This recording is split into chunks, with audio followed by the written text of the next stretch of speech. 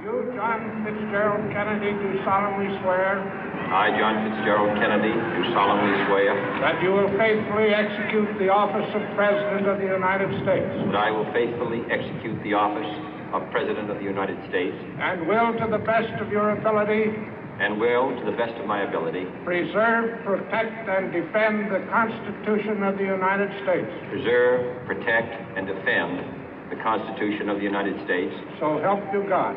So help me God.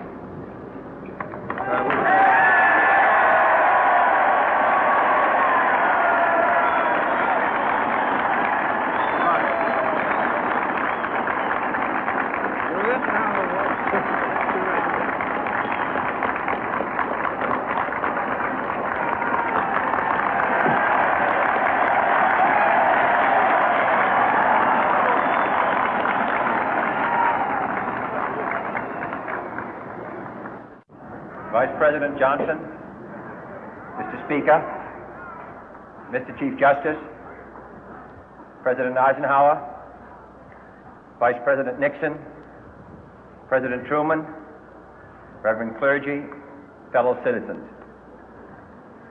We observe today not a victory of party, but a celebration of freedom, symbolizing an end as well as a beginning, signifying renewal as well as change.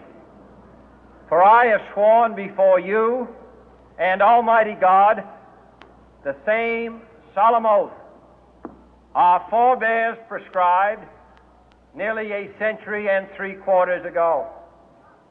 The world is very different now, for man holds in his mortal hands the power to abolish all forms of human poverty and all forms of human life.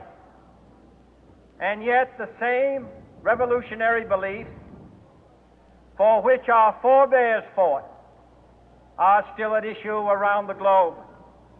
The belief that the rights of man come not from the generosity of the state, but from the hand of God.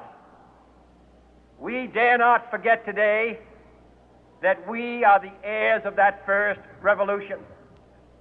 Let the word go forth from this time and place to friend and foe alike that the torch has been passed to a new generation of Americans born in this century, tempered by war, disciplined by a hard and bitter peace, proud of our ancient heritage, and unwilling to witness or permit the slow undoing of those human rights to which this nation has always been committed and to which we are committed today at home and around the world.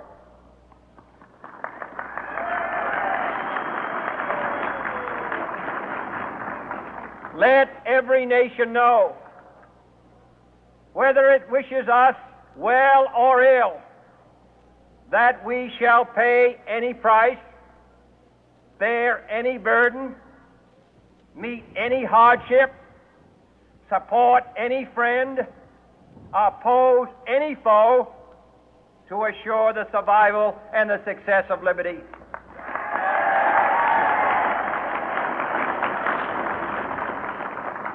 This much we pledge and more. To those old allies whose cultural and spiritual origins we share, we pledge the loyalty of faithful friends. United, there is little we cannot do in a host of cooperative ventures. Divided, there is little we can do, for we dare not meet a powerful challenge at odds and split asunder.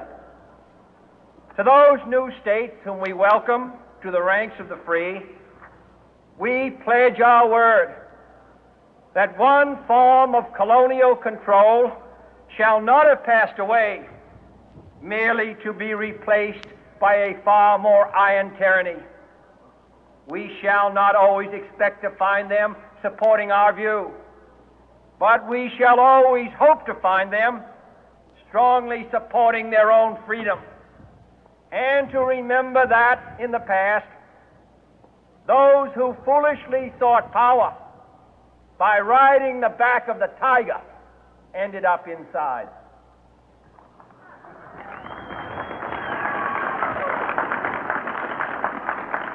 To those people in the huts and villages of half the globe struggling to break the bonds of mass misery, we pledge our best efforts to help them help themselves for whatever period is required, not because the communists may be doing it, not because we seek their votes, but because it is right. If a free society cannot help the many who are poor, it cannot save the few who are rich.